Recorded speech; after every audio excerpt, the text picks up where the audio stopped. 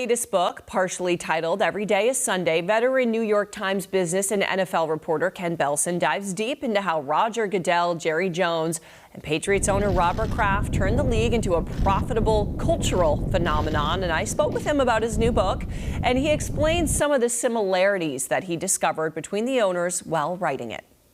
Every Day is Sunday, how Jerry Jones, Robert Kraft, and Roger Goodell turn the NFL into a cultural and economic juggernaut. So this is super cool, especially for our Boston station here, WBZ, and this book focusing on Robert Kraft. And I really like the title because you right away poke fun at the fact that football is no longer just on Sunday, it's on Monday and it's on Thursday too. It's everywhere, right? Yep. And Black Friday, now Christmas, of course, overseas. And I guess with all the gambling ads every single day. Yeah. Yeah, it really is everywhere. And in the book, you write that the NFL really operates now more like a Fortune 500 company, right, than a sports league.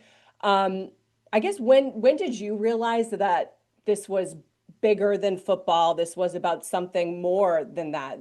It was about, like you said, cultural, American cultural experience and an economic juggernaut. And do you think the owners knew that it would get this big too?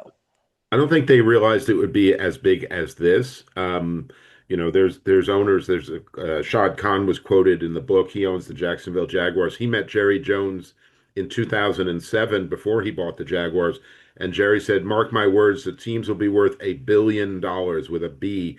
And Shad Khan laughed because back then it was 600, 700 million.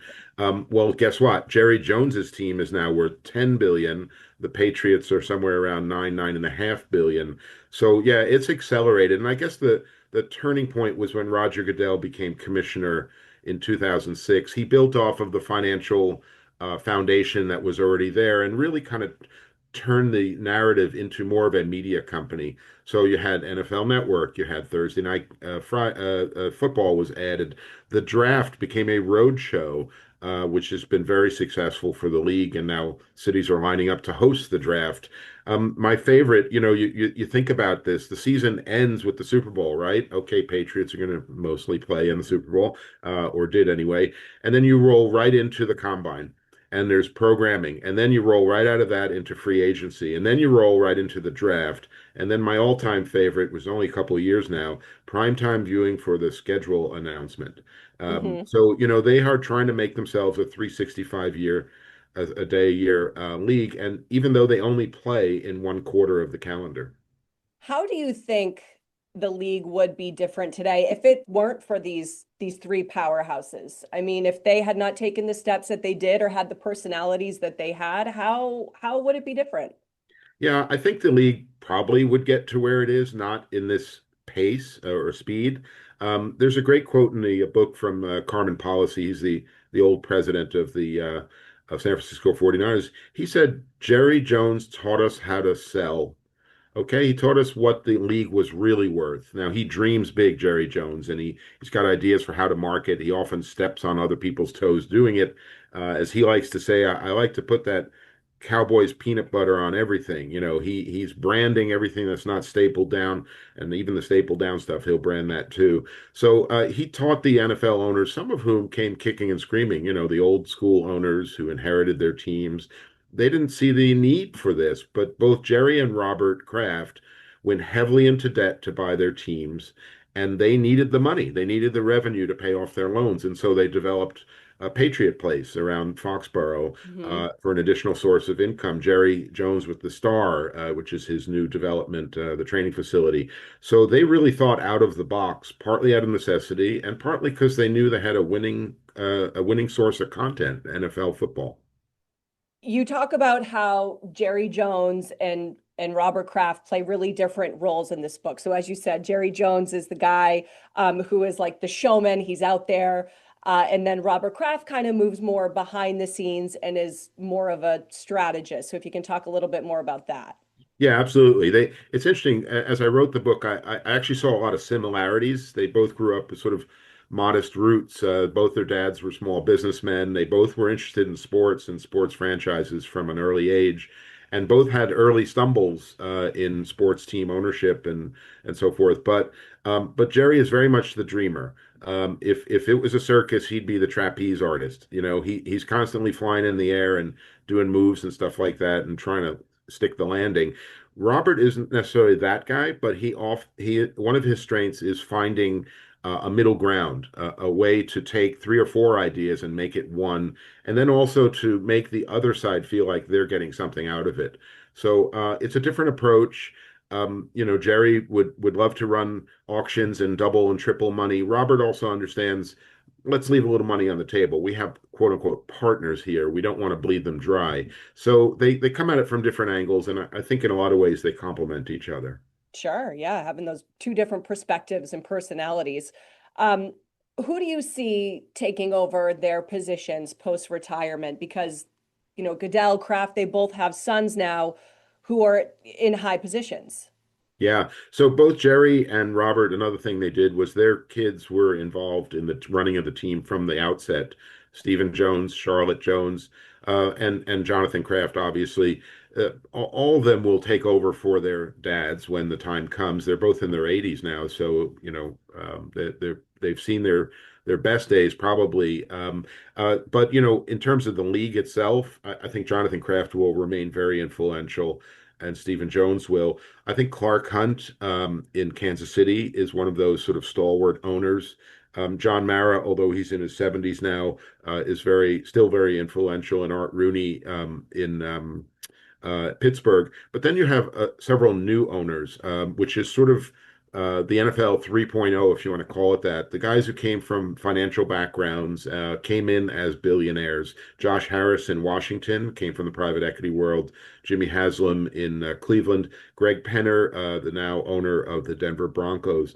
I think they're going to put an extra edge on the NFL's finances, maybe kind of supercharge it in a different way. And as we're sitting here talking about this, I'm just thinking another example. I binged the Dallas Cowboys cheerleader show on Netflix the last two seasons, right? And then it just goes to show you like the expansion into even like reality television that this has gone. Yeah, Jim Irsay, one of the owners I interviewed for the book, he passed away recently, but he was with the Colts for many years. He said, "Look, we could be $50 billion. The NFL is currently 25 billion. We could easily double." And they did a deal with Skydance to help find new productions. Jerry Jones and Robert Kraft have done multi-part documentaries for Apple TV and Netflix. There seems to be, at least at the moment, an insatiable appetite for content. The teams are also now doing more of it. Of course, NFL Films over the years has done it, but so like the cheerleader show, the Kansas City Chiefs have essentially created their own production company. That was not a team on the cutting edge of anything, but hey, they've got the most marketable star in Patrick Mahomes, and they have a tight end who happens to date a woman named Taylor Swift. So they are, looking for ways to market themselves, not just here, but also internationally. And the thirst for this, the demand for this, you don't think that's going anywhere. If anything, it's growing. Well, there's always the risk of saturation. And, right now they're in a position of strength. They don't have a lot of games, 256 regular season games. Each one is a big event, right? I mean, the Thursday night game tonight with the Bengals will probably draw 17, 18 million fans. By comparison, the NBA Finals barely scratches 10 million. So it's just an order of magnitude. So they still have this so-called reach, right? And they still have a quote unquote scarcity. I think if they start dipping into Wednesday night football, Tuesday night football, I think fans are going to get a little burned out on it. Mm. You also have a change in the way fans interact with the NFL, and by that I mean gambling has really changed how people perceive the players, how or if they even root for teams anymore. In the old days, you rooted for Brady or Steve Grogan back in the day, and you bought yourself a jersey and maybe a cap and maybe even season tickets. Well, everything now is very fungible, right? So I might root for Brady this year or Mahomes because he's my quarterback on my fantasy team. Mm. But next year, I might not care about Patrick the same way, and I might not tune into a KC Chiefs game because I don't have somebody playing in it, or I don't have money riding on it. So that's a lot more transactional. It's not just football, but football is the most gambled on sport. So that's a danger too.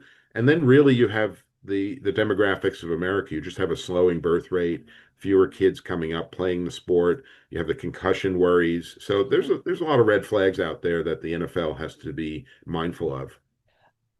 Any final thought that you want readers to take away from this book? Well, I come back to this. The NFL is $23 billion a year. Um, that's roughly the size of Delta Airlines. Big business, right? People know Delta. But if you ask the average fan how big is the NFL, they would essentially say it's like Walmart. I've tried to figure out how did a business get to be this influential, even though it's big, but not as big as Walmart, right? So I scratched at that question throughout the book, and I found out that it was very calculated, slow process with, a lot of push from Jerry Jones and steering from Robert Kraft and Roger Goodell. So that really tells that story. How did it get to be so outsized, such an American institution? All right, Ken, final question. Tell readers where they can find your book, where they can purchase it if they're interested. Sure, every day is Sunday. Hopefully, that's easy enough to remember. You can Google it. Hachette is the publisher, of course, Amazon, Barnes and Noble, and I most encourage you to find a local bookstore as well. Yes. All right, Ken, congratulations on this. It is a fantastic read. Thanks so much for chatting with us. Sure, my pleasure.